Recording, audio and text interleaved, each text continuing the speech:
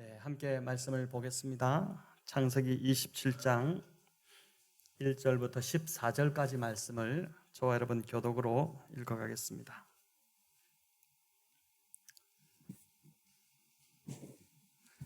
네, 창세기 27장 1절 제가 먼저 읽습니다.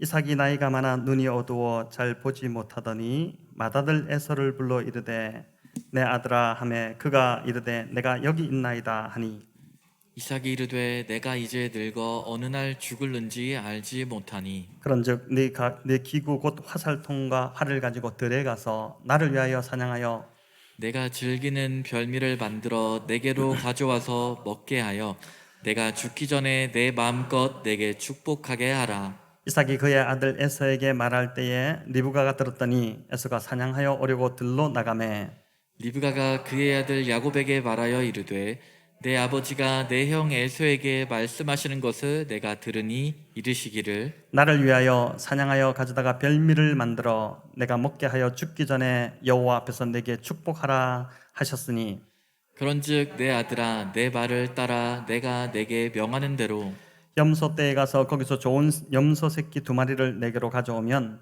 내가 그것으로 네 아버지를 위하여 그가 즐기시는 별미를 만들리니 내가 그것을 내 아버지께 가져다 드려서 그가 죽기 전에 내게 축복하기 위하여 잡수시게 하라. 야곱이 그 어머니 리브가에게 이르되 내 형 에서는 털이 많은 사람이요 나는 매끈매끈한 사람인즉 아버지께서 나를 만지실진데 내가 아버지의 눈에 속이는 자로 보일지라 복은 고사하고 저주를 받을까 하나이다. 어머니가 그에게 이르되 내 아들아 너의 저주는 내게로 돌리리니 내 말만 따르고 가서 가져오라. 그가 가서 끌어다가 어머니에게로 가져왔더니 그의 어머니가 그의 아버지가 즐기는 별미를 만들었더라. 아멘. 네, 오늘 붙잡을 것을 붙잡는 신앙이란 제목으로 본문을 가지고 주시는 말씀을 듣도록 하겠습니다. 심리학자이자 기독교 작가인 레리 크랩을 아실 텐데 이분이 쓰신 이제 책 중에 당신을 향한 하나님의 러브레터라는 그 책이 있습니다. 이 책에 나오는 글을 읽어드리면서 오늘 설교를 시작하고자 합니다. 나는 네 인생이 얼마나 철저히 망가졌는지 그리고 네가 얼마나 힘든 어려움을 겪고 있는지 잘 알고 있다. 그뿐 아니라 나는 그것을 결코 가볍게 여기지도 않는다. 그러니 너도 네 실패와 어려움을 가볍게 여기지 말아라. 그것들 또한 내가 너에게 들려줄 이야기 가운데 한 부분이기 때문이다. 하지만 나는 네가 망친 일들과 너의 고통 속으로 들어가 그것들을 바로잡을 수 있는 능력이 있다. 나는 모든 것을 다시 선하게 돌려놓을 능력이 있으며 또 실제로 그렇게 할 것이다. 나를 결코 과소평가하지 마라. 나에게는 계획이 있다. 그것도 아주 선한 계획이. 그 계획은 완성을 향해 가고 있다. 나를 믿으렴. 왜냐고? 내가 너를 사랑하니까. 엉망진창인 너를 사랑하니까. 그리고 네가 바라는 대로 빨리 고통을 없애주지 않더라도 내가 여전히 너를 사랑한다는 걸 알아다오. 네 인생에 어떤 일이 일어나든지 나는 네가 충분히 신뢰할 만한 존재란다. 나에게는 선한 계획이 있고 그 계획을 방해할 자는 아무도 없다. 그 계획은 결국 다 이루어지고 말 것이다. 다만 지금은 고뇌와 소망 사이의 긴장 속에서 잠시 살아야 한단다. 자, 오늘 이 글이 깊이 다가오시는 분들도 있으실 텐데 하나님은 오늘도 여전히 인간이 스스로 망쳐놓은 그 인생의 고통 속으로 들어오셔서 망가진 인생을 바로 잡으시는 분이십니다. 하나님은 모든 걸 선하게 돌려놓을 능력이 하나님께 있으시고 또 계획이 있으십니다. 그렇게 우리 인생을 향한 하나님의 선한 계획은 반드시 이루어질 것입니다. 왜냐하면 그분께서 엉망진창인 여전히 우리는 엉망진창이지만 이런 우리를 여전히 변함없이 사랑하시기 때문인 것이죠. 오늘 읽은 본문 역시 아브라함을 통해 열방을 축복하시고자 했던 이 하나님의 참 대단한 위대한 선한 계획이 한 세대도 지나기 전에 지금 이삭 때에 망가질 위기에 처하는 이야기입니다. 믿음의 지금 이대를 이제 지나는 이 이삭이 노년이 되면서 영적으로 매우 어두워져 있습니다. 1절과 2절을 우리 다시 한번 읽어보겠습니다. 이삭이 나이가 많아 눈이 어두워 잘 보지 못하더니 맏아들 에서를 불러 이르되 내 아들아 하매 그가 이르되 내가 여기 있나이다 하니 이삭이 이르되 내가 이제 늙어 어느 날 죽을는지 알지 못하니. 자, 이때 이삭의 나이가 대략 137세였을 것으로 봅니다. 자, 그렇다면은 야곱은 77세의 나이입니다. 60세, 이삭이 60세에 야곱을 낳았기 때문에 여러분 137세면 결코 적은 나이가 아니죠. 당연히 눈이 어두워서 잘 보이지 않을 나이입니다. 하지만 이는 단순히 육체의 노화만을 의미하지 않습니다. 이삭의 영적인 눈이 쇠퇴했다는 것입니다. 이제 살펴보겠지만 자녀를 축복하는 그의 모습에서 영적 안목이 완전히 흐려져 있는, 무너져 있는 이삭을 우리가 보게 됩니다. 자, 25장 17절에 보면 이삭의 이복형인 이스마엘이 이제 몇 세에 죽었는지 나오는데 이스마엘이 137세에 죽었다 이렇게 나오거든요. 이걸 보면서 아마 이제 형의 죽음을 지켜보았던 이삭이 형과 같은 나이가 되자 자신도 이제 곧 죽을 거라는 불안함이 찾아온 것입니다. 하지만 이삭은 몇 세까지 살게 됩니까? 180세까지 살게 되죠. 야곱을 축복하고도 40년 이상을 더 살았습니다.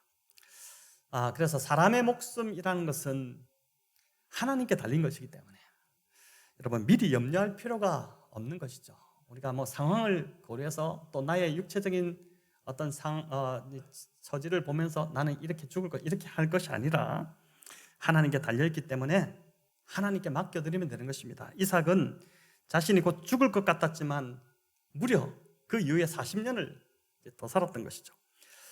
이삭은 맏아들 에서를 불러서 내가 너를 축복할 테니 들러 나가서 사냥을 해와서 자신이 좋아하는 별미를 만들어 오라고 했습니다.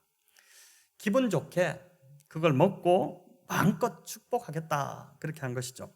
자, 이 말씀을 가지고 이 구절을 가지고 한때 부흥사 목사님들이 별미를 바치라는 설교를 하곤 했습니다. 별미를 바치면 축복을 하겠다 이렇게 하면서 이제 별미를 많이 바치면 바칠수록 더 많은 축복을 하겠다 하면서 이제 헌금을 강요한 것이죠. 혹 이런 설교를 듣고 이전에 신앙생활을 하시면서 별미를 바치신 분들이 이 자리에 있을지 모르겠는데 하나님의 축복은 오로지 은혜이고 선물이지 무엇을 바친다고 주시는 것이 아님을 아셔야 합니다. 별미를 바치면 축복을 받는다 이런 발상 자체가 하나님의 축복을 인간이 무언가 함으로 쟁취할 수 있다고 믿게 만드는 것이기 때문에 굉장히 위험하고 잘못된 생각이 되는 것이죠.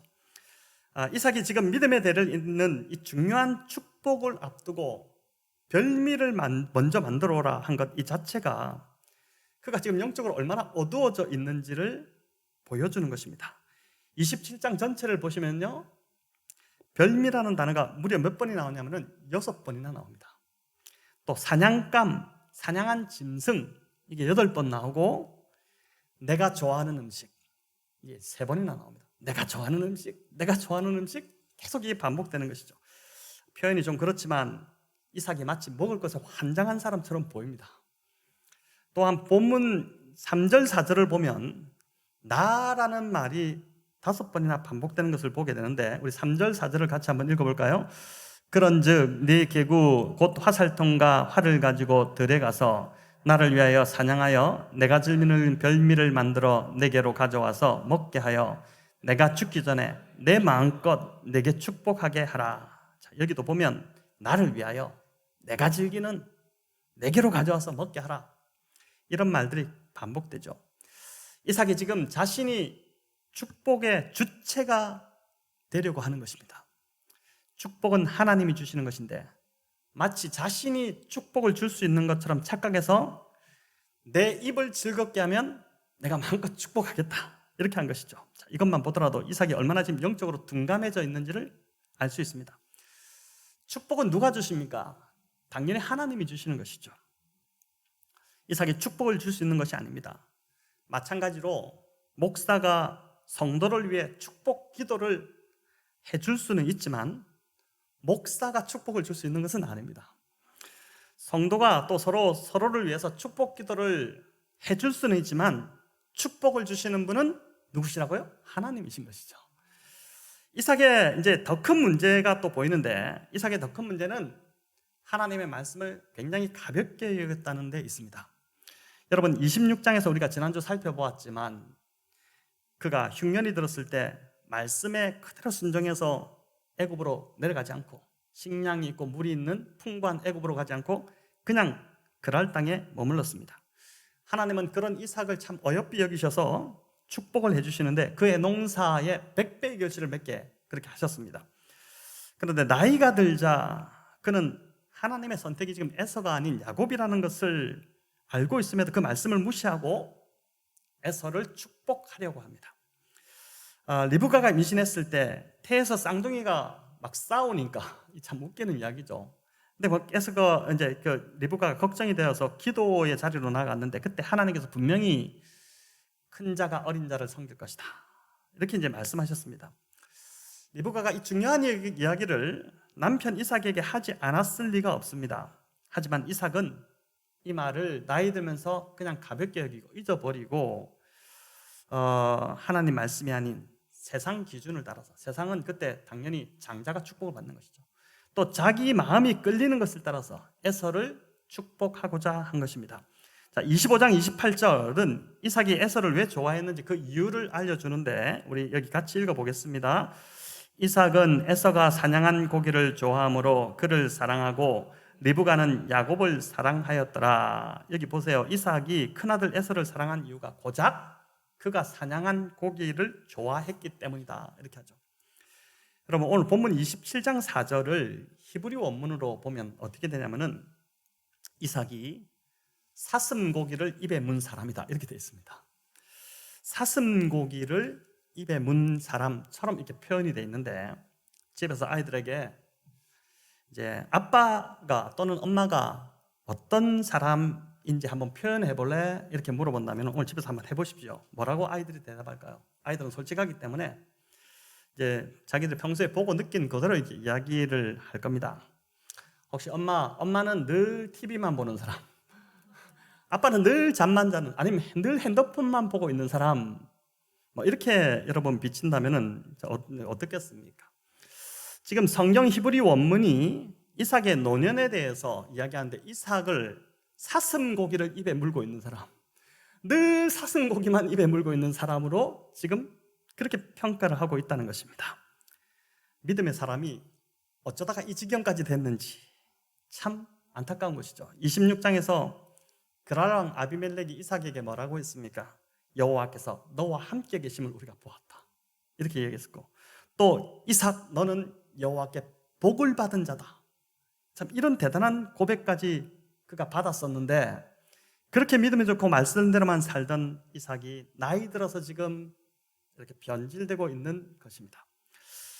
제랄드 메이가 쓴 중독과 은혜라는 책이 있습니다. 이 책을 좀 많이 읽어보신 분들이 있을 텐데, 중독에 빠진 자들이 알코올이나 마약이나 섹스에 빠져드는 그 이유가 그 자체가 좋아서가 아니라 그런 것에 집착함으로 실은 하나님에 대한 갈망을 충족시키려 한다는 것입니다. 인간은 하나님께서 지으셨기 때문에, 하나님 형상을 따라 지었기 때문에 하나님으로 채워져야지만 이제 만족함이 있는데 채워지지 않으니까, 그러니까 하나님으로 채워지면 다른 것에 집착하지 않는데 그 사람 안에 하나님이 없다 보니까 자꾸 하나님 대신에 다른 것으로, 대용품으로 채우려고 한다는 것이죠. 이삭이 나이 들수록 지금 자꾸만 먹는 것에 더 집착했다는 것은 그의 삶이 그만큼 지금 하나님과 말씀에서 멀어지고 있었다는 증거입니다. 자, 이삭을 볼 때 우리 역시 영적으로 더 깨어있지 않는다면 나이 들수록 점점 더 영적으로 어두워질 수 있겠다 이런 생각이 드는 것이죠. 나이 든다고 자동적으로 영적으로 더 깊어지는 것, 성장하는 것 절대 아닙니다. 교회를 오래 다녔다고 해서 신앙이 더 깊어지는 것 아닙니다.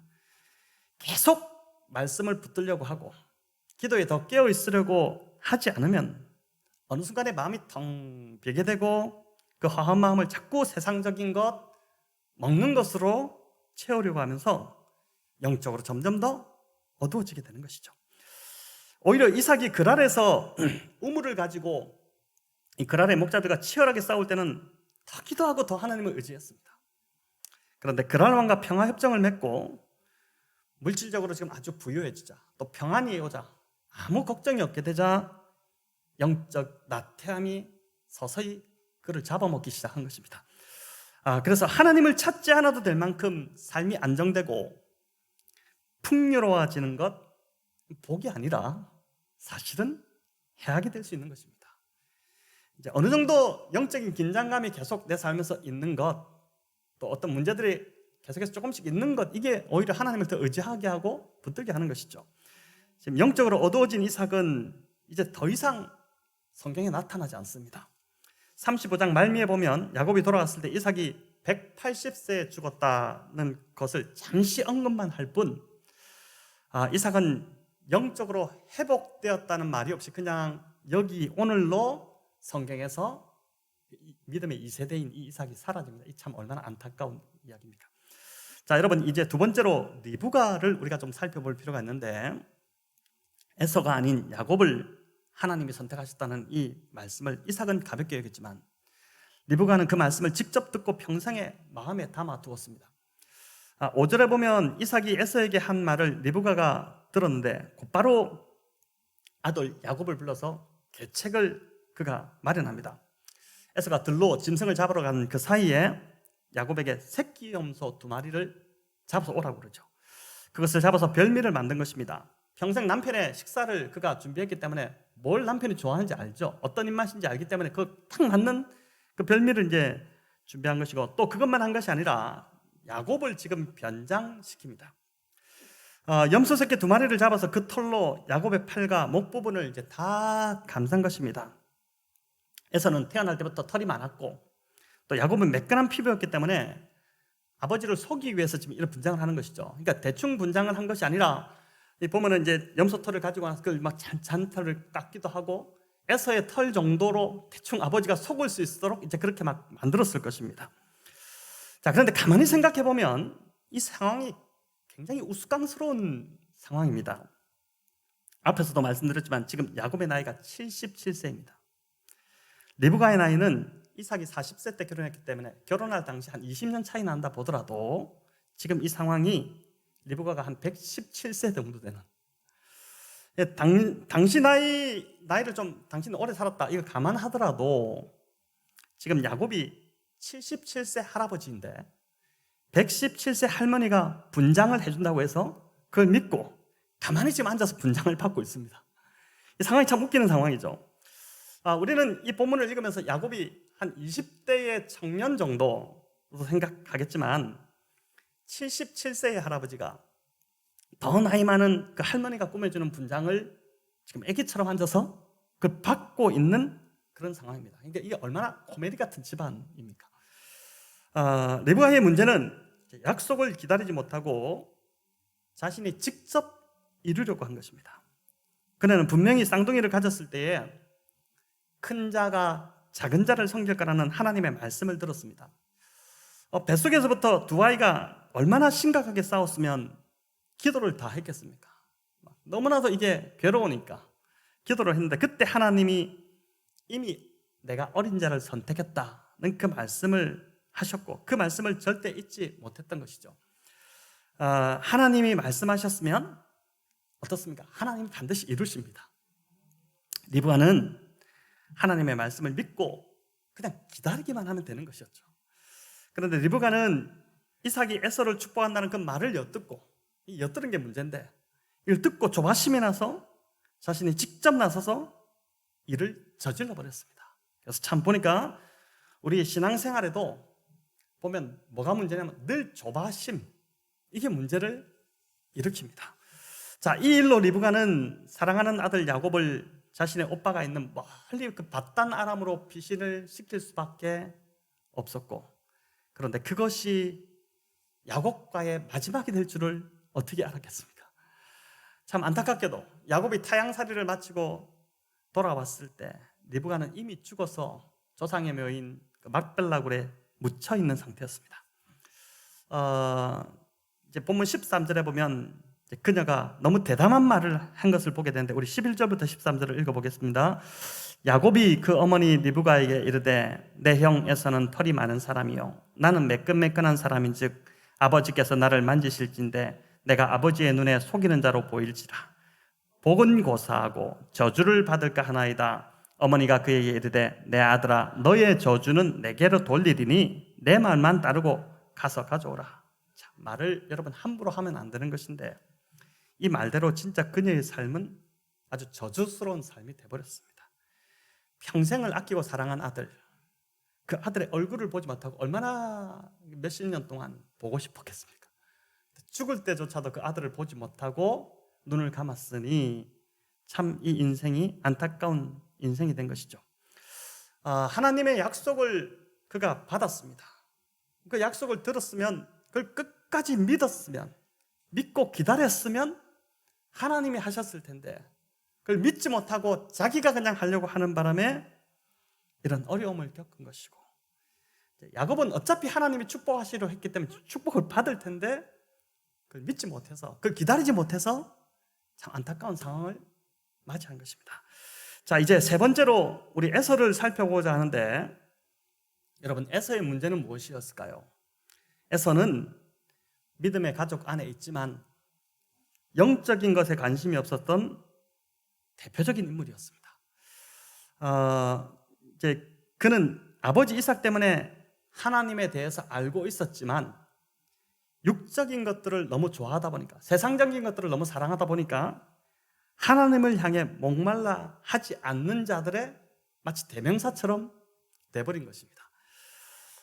그가 이제 영적인 것에 관심이 없었다는 대표적인 두 사건이 있는데 하나는 이제 팥죽 한 그릇에 장자권을 쉽게 야곱에게 그냥 넘겨버린 사건이었고 또 한 가지는 이방 여인에게서 아내를 취한 사건입니다. 우리 26장 34절 35절 여기도 읽어보겠습니다. 에서가 40세에 헷 족속 부엘의 딸 유딕과 헷 족속 엘론의 딸 바스맛을 아내로 맞이하였더니 그들이 이삭과 리브가의 마음에 근심이 되었더라. 자, 여기 보니까 에서의 결혼이 부모의 마음에 근심이 되었다. 이것은 부모가 원치 않는 결혼을 했다는 것이죠. 에서는 부모의 의견이 그렇게 중요하지 않았고 자기만 좋으면 되는 자기 욕구가 우선되는 이제 그런 삶이었습니다. 헷 족속은 가나안 이방 부족입니다. 할아버지 아브라함이 아버지 이삭을 위해서 가나안 땅에서 신부감을 구하지 않고 멀리 고향까지 가서 거기서 신부감을 구해온 이야기. 그 어머니가 그런 그자지 않습니까? 리브가 그렇지 않습니까? 그 이야기를 할아버지 아브라함이 왜 전해주지 않았겠습니까? 같이 살았잖아요. 같이 이제 같은 데에 있었는데 그 이야기를 어릴 때부터 에서가 듣고 자랐을 텐데 에서가 그걸 가볍게 여긴 것입니다. 장자권도 소홀히 여기고 결혼의 정결함도 가볍게 여겼으니 이것만 하더라도 에서는 하나님의 복을 이어갈 장자로서의 자격을 완전히 상실해 버린 것입니다. 워낙 신체적으로 강하게 태어났었죠. 건장하고 사냥도 잘하고 그러다 보니까 원하는 것은 언제든지 다 손에 넣을 수 있다 보니까 아쉬울 게 없는 사람이었습니다. 그러니 장자권이나 또 하나님의 축복 이런 것은 그다지 그에게는 중요하지 않았던 것이죠. 그게 뭐가 중요하냐? 난 지금 충분히 내가 다 할 수 있는데 그런 것 없이도 전혀 사는데 지장이 없다 보니까 관심을 두지 않은 것입니다. 여러분 이런 에서에 대해 히브리서 기자는 이렇게 평가합니다. 우리 히브리서 12장 16절 17절 함께 읽습니다. 음행하는 자와 혹 한 그릇 음식을 위하여 장자의 명분을 판 에서와 같이 망령된 자가 없도록 살피라. 너희가 아는 바와 같이 그가 그 후에 축복을 이어받으려고 눈물을 흘리며 구하되 버림바가 되어 회개할 기회를 얻지 못하였느니라. 자, 여기서 에서를 망령된 자라고 신약 성경은 우리에게 이제 이렇게 평가를 합니다. 이 망령되다, 영어로 godless라는 단어인데 하나님이 없다는 뜻입니다. 하나님을 믿는 믿음의 가정에서 그가 자랐지만 그가 하나님 없는 자처럼 살아갔다는 뜻입니다. 말씀을 쫓는 삶이 아니었고 세상 가치를 따라 그냥 살아가는 자였습니다. 그러니까 하나님을 갈망하기보다 세상 것이 더 좋았던 사람, 그가 이제 에서였던 것이죠. 여러분, 그런데 오늘날 교회 안에도 에서와 같은 자들이 존재할 수 있습니다. 늘 교회를 나오고 성도라는 타이틀을 받았지만, 세례도 받고 집사도 직분도 받았지만 그 삶은 가드리스, 하나님 없는 자처럼 살아가는 것입니다. 말씀에 관심이 없고 세상 것에 다 관심이 많습니다. 예배를 사모하고 간절히 바라고 말씀을 갈급해하고 하나님 갈망하는 것, 그것이 아니라 그저 세상 사람들 관심 갖는 것에 관심 갖고 세상 사람들 좋아하는 것 다 따라서 하는 그런 삶을 살아간다면 그 사람이 곧 오늘날 교회 안에 에서라고 할 수 있는 것이죠. 지난주 어느 날 제가 새벽 기도를 나오려고 일어났는데 이제 의식이 드는데 이제 갑자기 들어오는 생각이 네가 무엇에서 기쁨을 찾으려고 하느냐, 이런 이제 생각이 갑자기 들었습니다. 어쩌면 이 생각이보다는 하나님이 그 시간 저에게 이제 물으셨던 것 같은데 그 순간 제 대답이 이제 이런 것이었죠. 하나님, 말씀을 통해 하나님을 더 좀 깊이 알아가고 싶고 하나님께 더 가까이 가고 싶다. 이 대답이 제 안에서 이렇게 쑥 나왔습니다. 목회 성공이나 또는 대단한 설교자가 되는 것이나 또는 막 교회가 성도가 많아져서 교회가 커지고 이런 것이 아니라 그저 저는 하나님 좀 알기 원하고 하나님 더 깊이 알아가기 원하고 하나님 더 가까이 가기 원하는 것, 주님, 그게 저의 기쁨을 제가 거기서 찾고 싶습니다. 이렇게 이제 대답을 했는데 그 순간 제 마음 안에 깊이 밀려오는 평안함이 이제 그 아침에 제가 경험을 하게 되었습니다. 이 땅에서 그 어떤 것 추구하기보다 하나님에 대해서 늘 갈급함을 가지고 하나님 자신을 추구하며 살아가는 것, 그게 저와 여러분에게 진짜 복이 됨을 믿습니다. 지난주 월요일 큐티 본문이었던 예레미야 45장에서 하나님은 바룩에게 예언하는 그 내용이 나옵니다. 제가 이 본문이 참 저에게 인상적이었는데, 바룩은 예레미야의 말씀을 대신 기록하고 전했던 사람이죠. 예레미야 45장 5절 말씀 우리 같이 한번 읽어볼까요? 네가 이제 큰 일을 찾고 있느냐? 그만두어라. 이제 내가 모든 사람에게 재앙을 내릴 터인데 너만은 내가 보호하여 네가 어디로 가든지 너의 목숨만은 건져주겠다. 나 주의 말이다. 자, 유다가 다 멸망할 이 시점에 이제 이 바룩에게 말씀이 임했는데, 이 말은 이 바룩이 얼마나 큰 일을 했습니까? 근데 하나님께서 바룩에게 더 이상 큰 일을 찾지 말고 이제는 크신 하나님을 구하라, 그렇게 이제 말씀하신 것이었습니다. 사람들은 저마다 복을 받기를 바라고 이곳저곳을 막 찾아다닙니다.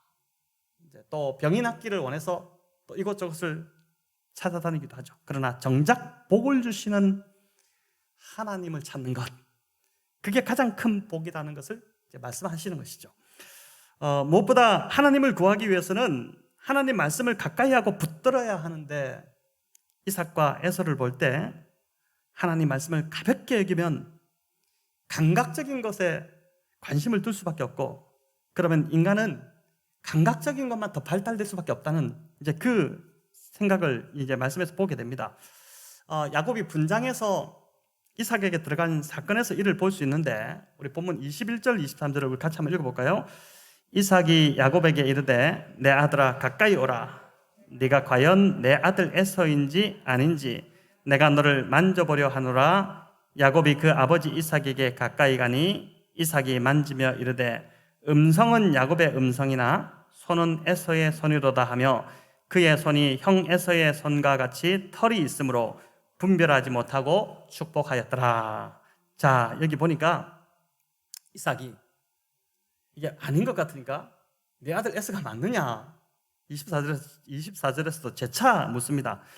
음성은 아닌데 이제 만져보니 맞았기 때문입니다. 지금 이삭이 귀로 듣는 것으로 판단하지 않고 어떻게 하고 있습니까? 만지고 냄새 맡고 감각적인 것으로 지금 판단하고 있는 것입니다. 하나님 말씀을 듣는 귀가 노년이 되면서 이삭이 점점 더 무뎌지니까 발달되지 말아야 할 엉뚱한 감각들이 지금 자꾸 살아나고 있는 것이죠. 그래서 하나님 말씀을 붙들지 못하면 우리는 감각적인 것들만 추구하게 되기 시작하고, 그래서 죄를 지을 수밖에 없는, 죄로 빠질 수밖에 없게 된다는 것입니다. 성도 여러분, 이 코로나 시기에 특별히 다 좀 우리가 말씀을 사모하고 말씀에 귀 기울이는 이 귀가 좀 발달되고, 그리고 말씀에 붙잡히고 말씀을 통해 하나님을 더 갈망하는 그런 성도들 되시기를 축원합니다. 자, 이제 마지막으로 야곱을 간단히 좀 살펴보고자 하는데, 오늘 야곱의 모습은 이제 거짓과 속임수로 가득 차 있습니다. 참 거짓과 속임수밖에 없습니다. 24절에 보면 네가 참 내 아들 에서냐? 이렇게 이제 재차 묻는데, 마틴 루터가 이 부분을 주의하면서 뭐라고 했냐면은, 만약 내가 야곱이었다면 나는 그 순간 심장이 터졌을 것이다. 그렇게 했는데, 하지만 야곱은 지금 완전히 전문적인 연기가입니다. 너무 자연스럽고 너무 뻔뻔스럽게 지금 아버지를 속이고 있는 것이죠. 자, 이 속임수를 통해 결국은 야곱은 아버지의 축복을 받아내지만 그로 인해 너무나 많은 것을 그가 잃어버립니다. 아버지의 유산을 물려받기는커녕, 이 축복을 받았다, 이건 아버지의 전 재산을 받는다는 건데, 유산을 물려받기는커녕 이제 형 에서의 보복이 두려워서 지팡이 하나 의지해서 도망쳐야 했었고, 외삼촌 라반의 집에서 20년의 그 타향살이를 하면서 아버지를 속였던 대가를 아주 톡톡히 그가 또 속임을 당하는 그 대가를 치르게 됩니다. 야곱이 언약의 대를 이을 자가 맞았지만 그가 그릇이 준비되지 않았기 때문에 하나님이 그를 이런 연단을 통해서 언약의 후손, 언약을 받을 사람으로 준비시켜 나갔던 것이죠. 야곱의 삶은 결과만 좋으면, 과정에 어떠하든 문제 없다는 것을 절대 용인하지 않습니다. 하나님은 절대 거짓과 타협하시더라도 또 묵인하시지도 않는 분이시기 때문에 그렇습니다. 결과만큼이나 과정도 바르게 해야 하는 것, 그게 이제 그리스도인들의 모습이고 교회의 모습이 하는 것이죠. 교회가 불법을 자행하면서까지 하나님의 뜻을 이루겠다? 말도 안 되는 소리인 것입니다. 잘못된 것이죠. 그래서 세상이, 오늘날 교회가 그런 모습을 자꾸 보이기 때문에 교회가 상식적으로 이해가 되지 않는다는 그런 이야기가 자꾸 이제 나오는 것이죠. 자, 그런데 여기서 중요한 것은 야곱처럼, 우리가 비록 야곱이 이제 속이고 거짓말을 하고 했지만은 하나 우리가 좀 보게 되는 것, 야곱처럼 정말 하나님의 복을 갈망하는 이런 열망이 저와 여러분 안에 있느냐 하는 것입니다. 요즘 저는 이제 성경을 매일 2장씩 우리가 함께 읽고 있지 않습니까? 읽으면서 이제 정말 성경을 읽으니까 하나님에 대한 믿음이 자라나는구나, 이걸 경험하고 있습니다. 이게 참 웃기는 이야기죠. 근데 진짜 말씀을 읽으면서 참 너무 이게, 특별히 열왕기하가 요즘 은혜가 참 많이 되는데, 어제 본문이었죠. 열왕기하 20장에 보면은 유다왕 여호사밧 때에 모압과 암몬의 이제 연합군, 엄청난 군대가 지금 유다를 압박하며 쳐들어옵니다. 여호사밧이 굉장히 두려웠습니다. 그래서 이제 이 위기 상황에서 여호사밧이 믿음의 행동을 취하게 되는데, 온 나라에 금식령을 내리고 모든 백성들에게 하나님께 기도하라 이렇게 하면서 자신도 성전에 나와서 간절히 하나님 앞에 엎드립니다. 역대하 20장 13절 이렇게 말씀하고 있습니다. 우리 같이 한번 읽어볼까요? 온 유다 사람이 거기 있었다. 어린아이와 아내와 자녀들 할 것 없이 모두가 하나님 앞에서 그분께 집중하고 있었다. 읽어보십시오. 온 유다 사람이 거기 있었다. 어린아이와 자녀와 아내와 자녀들 할 것 없이 모두가 하나님 앞에서 그분께 집중하고 있었다. 제가 메시지 성경으로 읽었는데, 남녀노소 할 것 없이 모든 백성이 하나님께 나와서 하나님께 집중하고 있었다. 이것은 다른 것 의지하지 않고 다 끊어버리고 오직 하나님만 바라보며 하나님의 도우심을 온전히 구하고 있었다는 것이죠. 자, 결과가 여러분 어떻게 됐을까요? 말도 안 되게 그 다음날 아침에 유다 군대가 가보니까 적들이 서로 오인해가지고 오해해서 서로가 서로를 쳐 죽여서 완전히 그냥 게임이 끝나 있는 상황이었습니다. 다 전멸되어 있는 말도 안 되는 일이 일어난 것이죠. 그래서 그 전리품들을 나르는 데만 3일이 걸렸다는 것을 우리가 어제 이제 함께 읽지 않았습니까? 여러분, 오늘 우리의 모든 문제의 해답은 결국 저와 여러분이 하나님께 나와서 간절히 하나님만을 구하는 것에 있음을 믿습니다. 그것이 어떤 문제든 그 모든 이간에 관계없이 하나님은 철저히 망가져 엉망진창이 된 우리의 인생을 다시 돌려놓으실 능력이 있으시고 선한 계획을 가지고 계신 분이십니다. 그 하나님이 저와 여러분을 사랑하시는 것이죠. 우리의 모습은 엉망진창이지만 그런 우리일지라도 하나님은 변함없이 우리를 사랑하고 계신다고 하시는 것입니다.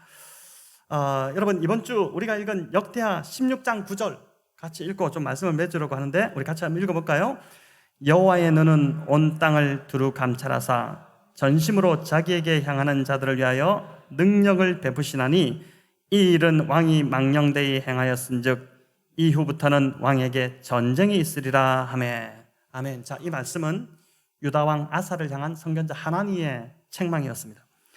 아사가 하나님 보시기에 얼마나 옳은 길로 행했습니까? 그런데 한 번 망령되이 행하죠. 북이스라엘 침공이 있자 그가 하나님을 의지하지 않고 아람 왕에게 찾아간 것입니다. 여기도 보니까 망령되이 행했다고 하지 않습니까? 아사가 마치 하나님 없는 자처럼, 하나님을 의지해야 되는데 하나님 없는 자처럼 엉뚱한 아람 왕을 찾아가서 도와달라고 한 것이죠. 하지만 아사가 돌이켜 하나님께 전심으로 행했을 때 능력을 베풀어 주셨습니다. 여러분, 이런 능력을 저와 여러분의 삶에서 경험하는 것, 그게 신앙생활을 하는 것이죠. 성도 여러분, 에서처럼 살지 마시기 바랍니다.